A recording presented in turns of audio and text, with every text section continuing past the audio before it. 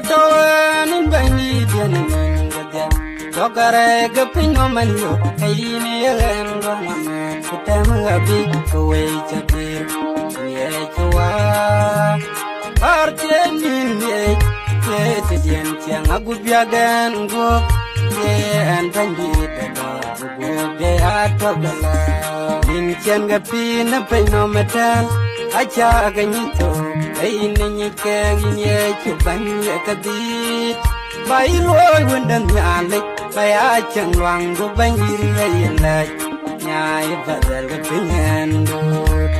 wa bangir ya chol par wa gapyo betang dara jal ken wa ku kare ko jakaloi toi ya kalu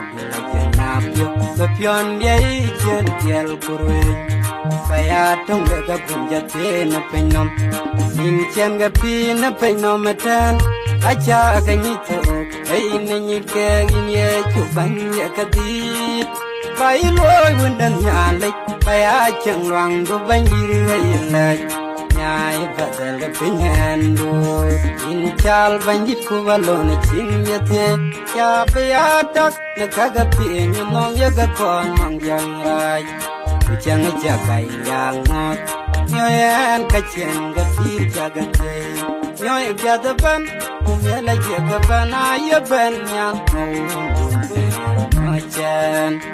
in chen gapi na penomatan acha ganito ai ni ke ye chuban ye kadit bai loi wendan nyale bai achang wang do bangir ye lai nyai badal pinyan do an be ya deri no in nyong ye kare chawat kunya be garaj baya pyo ni dia gador chetan na kachaloyan nin chen gapi na penomatan acha ganito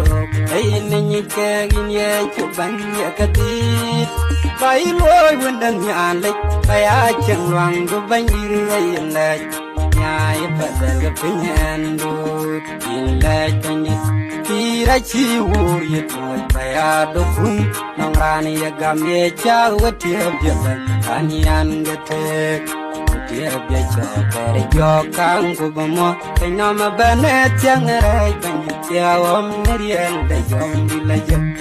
nin chen gapi na penomatan acha ganito ai ni ke ye chuban ye kadit bai loi wendan nyale bai achang wang do bangir ye lai nyai badal gapinyan do